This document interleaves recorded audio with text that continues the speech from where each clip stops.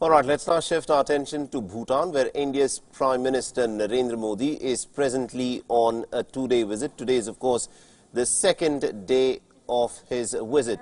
Now, in a short while from now, India's Prime Minister Narendra Modi is expected to be addressing students at the Royal University of Bhutan. These, of course, are live visuals which are coming in from Bhutan's capital city of Thimphu. Now, this, of course, is an outreach by the Prime Minister as a part of India's neighbourhood first policy that's been evident in the manner in which Prime Minister Modi has stressed upon India's relationship with the other nations in the neighbourhood, and especially nations such as Bhutan. This is Prime Minister Narendra Modi's first visit to Bhutan after having returned to power in his second term. And this also is an extremely significant visit, considering the fact that the Indian head of the government is visiting the nation where just a couple of years back India had been in an eyeball-to-eyeball confrontation at the tri-junction of Bhutan, China and India near Sikkim. And this, of course, is going to be a very important relationship, considering the several issues that have been taken up for talks: sharing of hydroelectricity power. Besides this, bilateral issues. All of these will, of course, be addressed as a part of this two-day visit by the Indian Prime Minister. For your address, Your Excellency, please.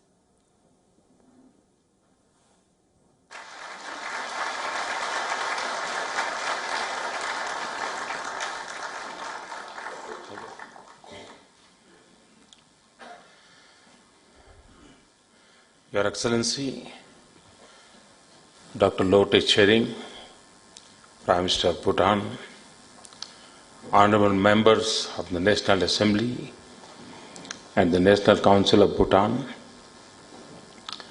distinguished Vice Chancellor and faculty members of the Royal University of Bhutan, my young friends, Kuju Jongpala,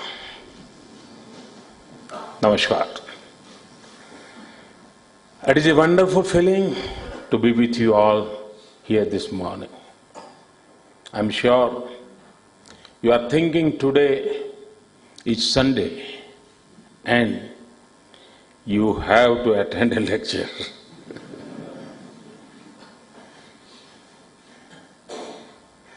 But I will keep it brief and on topics that you would relate with.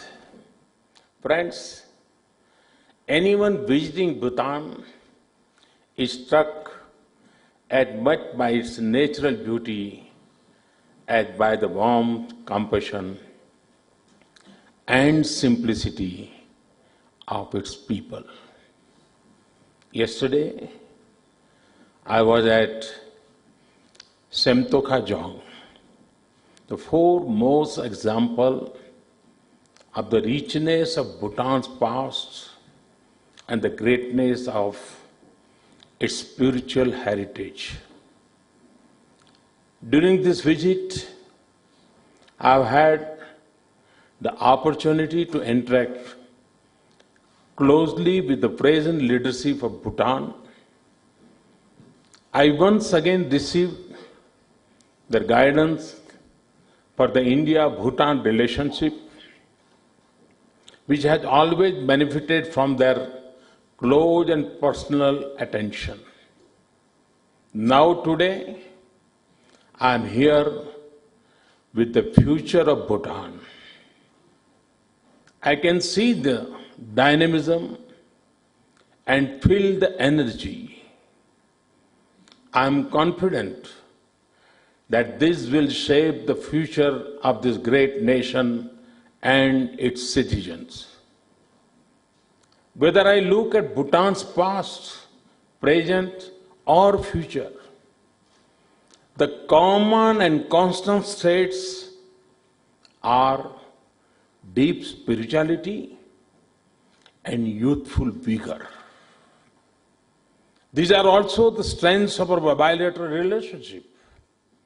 Friends, it is natural that the people of Bhutan and India experience great attachment to each other After all, we are close not just due to our geography, our history, culture, and spiritual traditions have created unique and deep bonds between our people and nations. India is fortunate to be the land where Prince Siddhartha became Gautam Buddha, and from where the light of his spiritual message, the light of Buddhism, spread all over the world. Generations of monks, spiritual leaders, scholars, and seekers have burned that flame bright in Bhutan. They have also nurtured the special bond between India and Bhutan. As a result, our shared values have shaped a common world view. This is visible in Varanasi and Bodh Gaya, and also in Jongs and Chartrans. And as people, we are fortunate to be the living vehicle of this great legacy. No other two countries in the world understand each other so well or share so much. And no two countries are such natural partners in bringing prosperity to their people.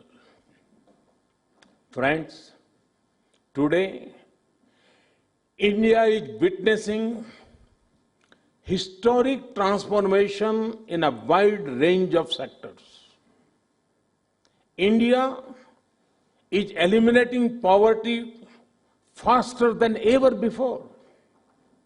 The pace of infrastructure construction had doubled in the last 5 years.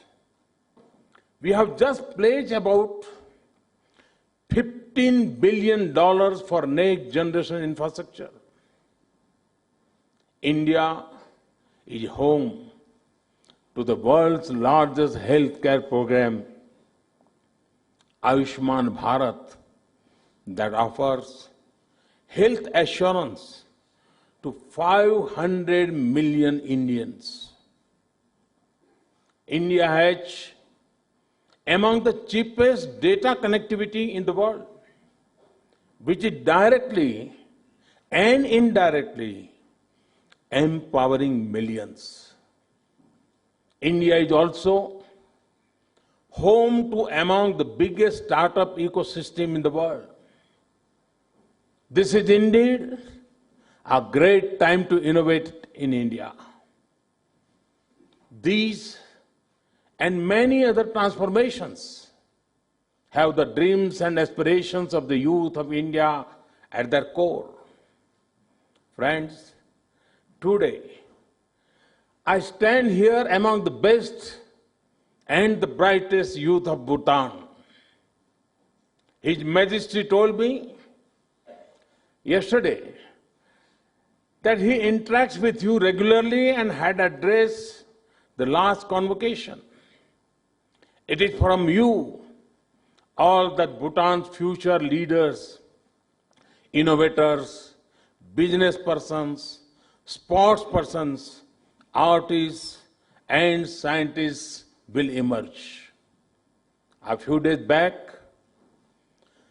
my good friend, Prime Minister Dr. Chering wrote a Facebook post that touched my heart.